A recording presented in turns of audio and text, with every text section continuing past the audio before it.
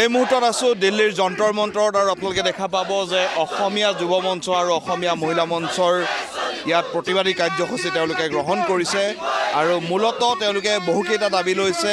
জুবিন গাৰ্গৰ বাবে ন্যায় বিচাৰিছে, লগতে অসমত ইনাৰ লাইন পাৰ্মিট আৰু অসমত থকা বিদেশী বিতৰণ কৰাৰ দাবীত তেওঁলোকে ইয়াত প্ৰতিবাদ সাব্যস্ত কৰিছে। মই কথা পাতিবৰ কাৰণে চেষ্টা কৰিম। আপোনালোকে অসমৰ পৰা আজি আহি ইয়াত প্ৰতিবাদ সাব্যস্ত কৰিছে আৰু মূলতঃ কোনকেইটা বিষয় আপোনালোকে কেন্দ্ৰীয় চৰকাৰক বা এই গোটেই বিষয়খিনিৰ ওপৰত আপোনালোকে প্ৰতিবাদ সাব্যস্ত হয়। আজি আমি 4টা দাবী লৈ আহিছোঁ। প্ৰথম দাবী হৈছে জুবিন দা হত্যাকাণ্ডৰ CBI তদন্ত হ'ব লাগিব আৰু লগতে আপোনাৰ জুবিন দাক মৰণোত্তৰভাৱে ভাৰত ৰত্ন প্ৰদান কৰিব লাগিব। 3 নম্বৰ হৈছে অসমত অবৈধভাৱে যি বিদেশী বিতৰণ চৰকাৰে কৰিব লাগিব আৰু ইনাৰলাইন পাৰ্মিট ব্যৱস্থা কৰিব লাগিব। কাৰণ অসমত আজি দেখিছে ছিংগাপুৰত জুবিন দাক হত্যা কৰিলে।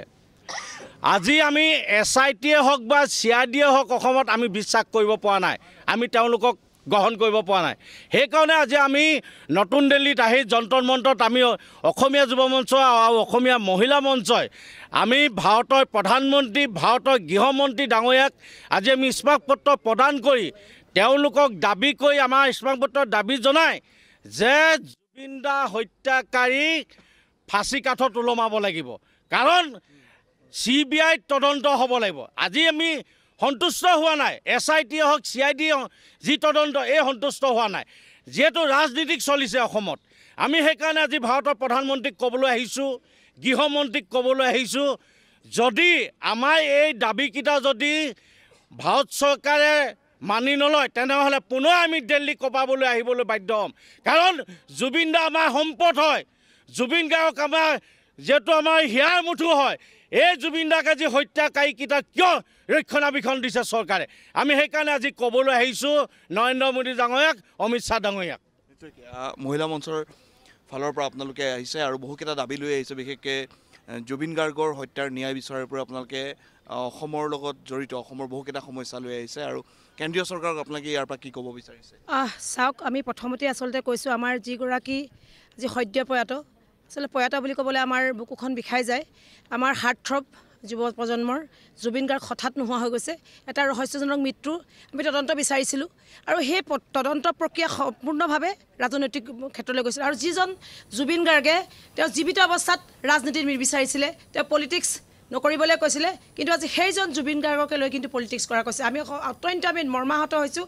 আজি তেখেতৰ আমি ন্যায় বিচাৰি আজি আমি দিল্লীৰ আমি যন্তৰ মন্ত্ৰত আজি প্ৰতিবাদী কাৰ্যসূচী ল'বলগীয়া হৈছে। ইয়াতকৈ পৰিতাপৰ কথা আচলতে নাই। আমি হিমন্ত বিশ্ব শৰ্মাই প্ৰতিদিনেই তেওঁ কি কৰিছে, তেওঁৰ মন্তব্য কি কৰিছে সলাই আছে। আৰু আচলতে চাওক, তেওঁ কি কৰিছে, নিজে নিজক ন্যায় বিচাৰিছে। বিজেপিৰ সমদল উলিয়াইছে, ন্যায় সমদল উলিয়াইছে, আচলতে ভেকু ভাওনা হৈছে। গতিকে আমি প্ৰধানমন্ত্ৰী ডাঙৰীয়া নৰেন্দ্ৰ মোদীক আমি ক'ব বিচাৰিছোঁ, আপোনালোকে ৰাজনীতি বন্ধ কৰি সম্পূৰ্ণভাৱে নিৰপেক্ষ তদন্ত কৰক, যাতে আপোনালোকে এই সম্পূৰ্ণ প্ৰক্ৰিয়াটো SIT CBI আমি CBI তদন্ত বিচাৰিছোঁ। গতিকে CBIক অতি শীঘ্ৰে এই বিষয়টো হস্তান্তৰ কৰক।